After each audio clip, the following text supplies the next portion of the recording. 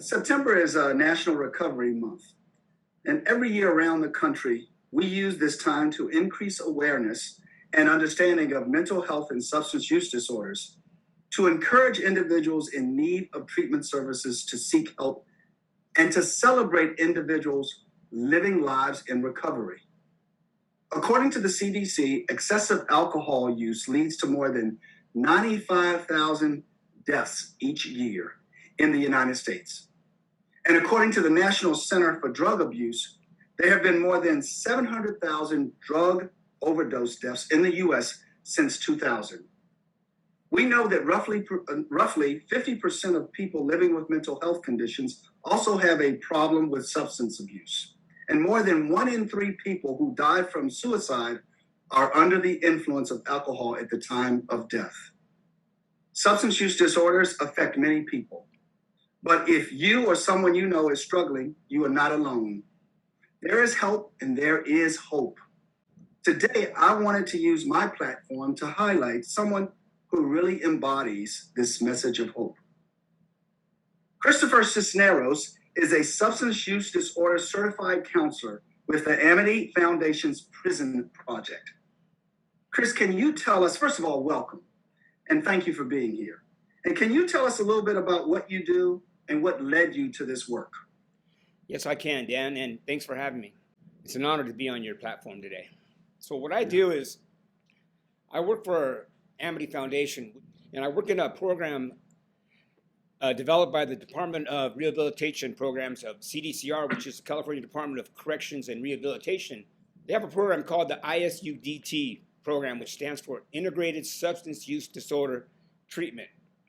What I do is my role is to deliver services regarding substance use disorder to students. We call them students because we don't call them by their number. We don't call them inmates. We don't call the prison a prison. We call it a campus. So we've changed the vernacular so the students could get more oriented with when they get out of prison to contribute to society from a position of dignity. So we try to acclimate them with changing their words and their conversations. What led me to this kind of work was I've got over 30 years of active addiction. I spent over 15 years in jails, institutions, and prison myself. And in that time, I got sick and tired of being sick and tired, and I knew something had to change. So I decided to change my life, change my stars, and I got into recovery. And come September 27th, I'll actually have 9 years of continuous recovery. That's my clean date. So I'm really proud to let you know that change does happen, change can happen, and to never give up hope, because I'm living proof that you can change your stars. Congratulations, and hope is so important. And Monday is a fantastic day. This upcoming Monday, the 27th. So that's 9 years on Monday. So Yes, way sir. to go, way to go. Yes, sir. You know, Chris, you went from 30 years of addiction to almost now a decade of being clean and helping others who are struggling, which is absolutely incredible. I have 2 questions for you. Okay. What would you say your turning point was? And what was the most helpful thing for you in your journey to recovery? Wow. This is kind of sentimental, but this is my story, and this is what happened to me. My turning point was I came to a point in my life where I was rock bottom, and I didn't know where I was going to go, and I had to think about how I was going to take care of myself.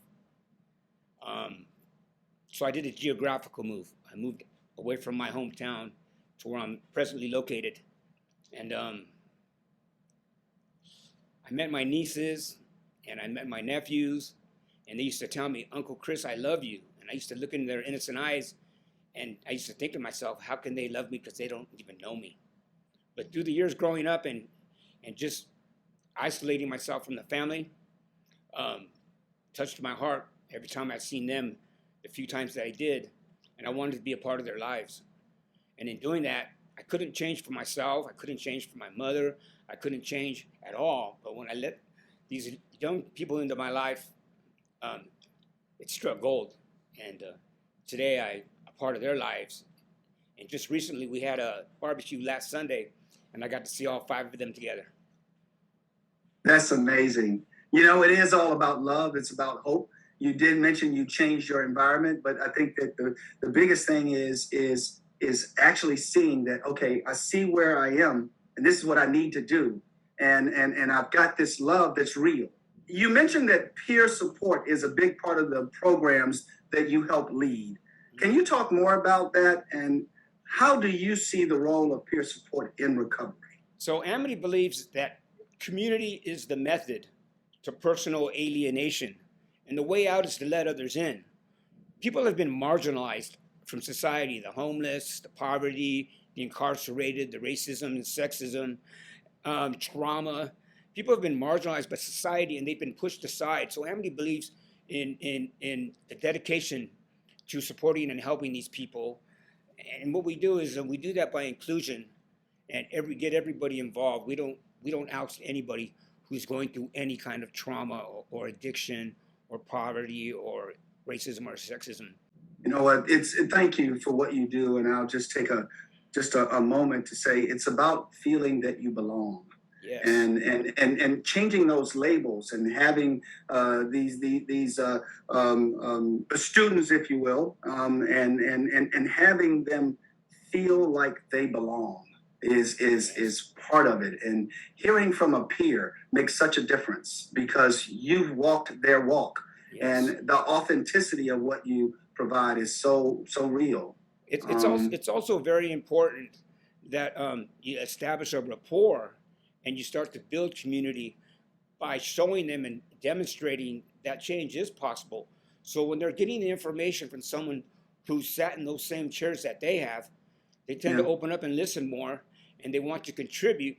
Peer support is such an excellent way to affirm that every single person has value. And that's a big part of why much of what we do at NAMI is peer-led. We have a saying here, nothing about us without us.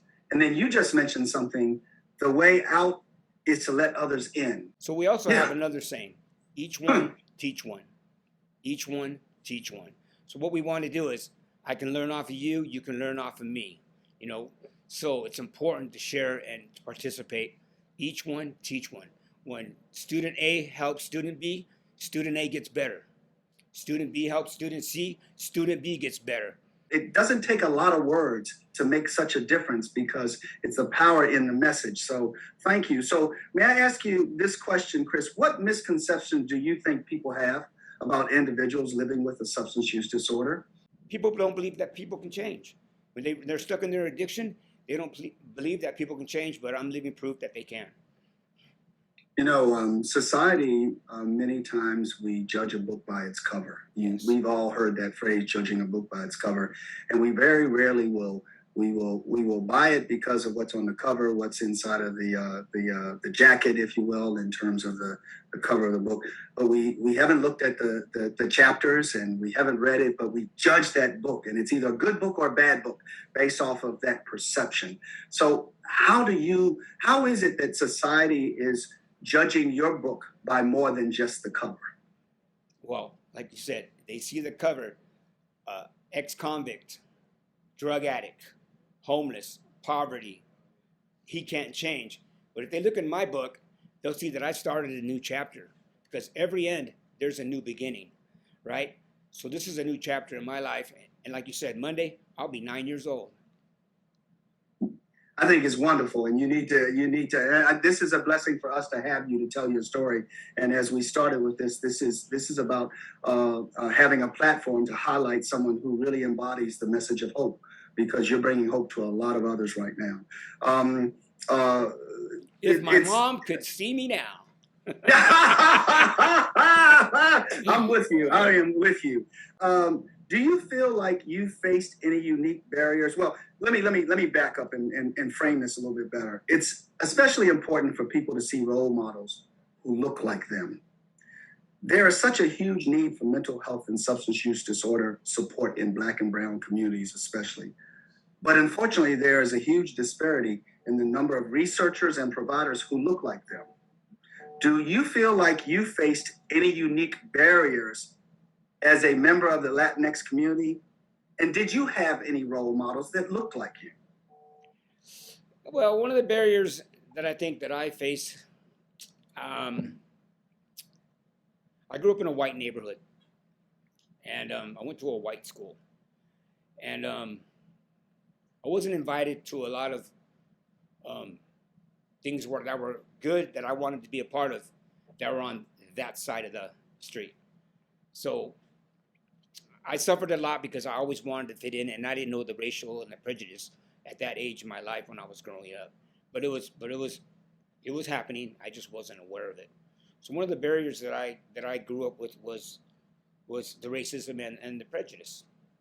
Living in the beach area, we don't have enough services in Spanish. There's a lot of services that are offered, but we need more services to reach the Latino community. And Amity, fortunately, they do have Spanish services. What was the second question? Second question, did you have any role models? Oh, yes. I have a few role models. So one of my role models is, I'm sure you probably heard of this man, and he's a symbol of hope. And his name is Cesar Chavez. You might have heard of Cesar Chavez. He was a labor organizer. He was a man who stood up for civil rights, and he helped form the Farmer Workers Union, right? And he led protests by marching and through nonviolent ways, and and he just helped farmers get higher pay and better living conditions because they worked in the fields 15, 16 hours a day for pennies, and their living conditions were horrible. And so he was able to organize farmers workers unions, and him and Dolores Huerta were a big impact for the labor movement. And he's one of my role models. And another role model that I have is a guy named, you might have heard of him. He's an actor and a producer, makes action films. His name's Danny Trejo. So Danny Trejo went from imprisonment to being an actor and a producer, and he contributes to society and gives back, not only in the AA and the NA community, but he also contributes and helps raise money for different charities. He has a restaurant that's called Trejo's Tacos, and during the pandemic, he served over 800 meals to the frontline workers, and he's always helping raise money, and he's always donating, and he's very generous with his time and with his money. So he's a role model, from imprisonment to helping the youth who are battling drug addiction. That's fantastic. Yeah. That is fantastic. And, it's all about doing the work and giving back. Yes. And the folks that you just spoke about, and Cesar Chavez, he walked until his feet were raw. His family was really threatened with their lives many times, but he persevered, and he had the fortitude, and he had the focus, and he never let the community, whenever the community wanted to retaliate because of the violence, he would say no. Yeah. No. Correct. And he kept everybody focused, and incredible. So, and Danny is doing some incredible work, and you're doing some incredible work. Thank you. You've been through so much, and now you spend most of your time helping others. How do you take care of your own physical and mental health today, Chris? So when I'm not at work, I also run a men's sober living, and I have people that live with me that are on the right path to recovery also. And I go to the gym, and I do workouts where I do the treadmill, and I do a little bit of light weightlifting.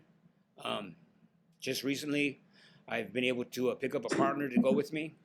I don't know if you know her, but she's actually the communications manager for NAMI. Her name's April Cisneros. And just recently... Yes, the senior communications manager for NAMI. Yes. I think I know. Yeah, so I call her recently- AC. I think I know AC. Yeah, so recently her and I have been going on the weekends to work out and to motivate each other. And so I That's do that wonderful. for the physical health. For the mental health, is I don't go to places where people use. I go to meetings for my maintenance and my recovery. I don't hang out at bars, and I stay vigilant and I stay diligent. I never want to get to that place where I think that I've arrived. I don't ever want to get overconfident, and I always have to remember where I came from. So my mental health is important for me. I pray and I meditate, and I just take care of self. You know, you just offered some incredible advice to the community that's listening to us right now. And as the World Health Organization, they coined a phrase about 21 years ago. There is no physical health without mental health. So what you're doing physically to actually help your mental health is incredible, and I'm glad that your niece is a partner with you at the gym. So that's great. We know that in general, substance use has increased during the pandemic, and fatal drug overdoses nationwide have surged. According to the CDC, a record number of more than 93,000 people died of a drug overdose in the U.S. in 2020, last year, which is 30% more than in 2019. What advice, Chris, do you have for people struggling with addiction during this time that we're in? You mentioned what Danny did for the frontline workers. Well, these frontline workers still need our support, and we're still in this incredible time. So what advice do you have for people struggling with addiction during this time of isolation and uncertainty? Addiction is going to steal your hope. It's going to steal your joy, and it's going to steal your happiness. It's going to steal your relationships. And eventually you're going to die, or you're going to end up in prison. So you have to change the way you think. You have to start with the most important component, and I think that's getting honest with yourself. You know, when you get honest with yourself, you can start to develop some goals and that are reachable, not goals that aren't reachable, but develop a treatment plan for yourself on how you can start to become self-sufficient. What I did was, I did that geographical move I told you about earlier, and then I decided to go back to college.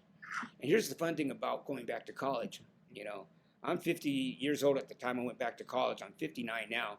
And I actually took a math class with my niece, Bethany. So Bethany and I were in the same math class, and she's way, way younger than I am. And I was like, wow, I went to college with my niece. Amazing, right? We were in the same math class. It was awesome. You know, all things are possible. Right. All things are possible. So as my story goes, you got to find your purpose. I didn't know what I was going to do, and my brother and I were cruising down the street one day, and we saw this billboard that said, "Become a drug counselor." I told my brother, "I want to do that," and he says, "Do you really want to do that?" And I told him, "Yes." And this was over 4 years ago, and I've been doing it ever since. My advice to the addict that still suffers is listen to the message, not the messenger. The message is there's hope. There's hope, and that change is possible. And what's great about the foundation I work for is they believe in second chances. And I've had second, third, fourth chances. So don't give up.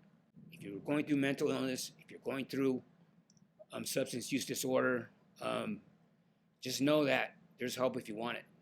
I just want to say thank you so much for sharing your story and your insight. You're so right. There is absolutely help.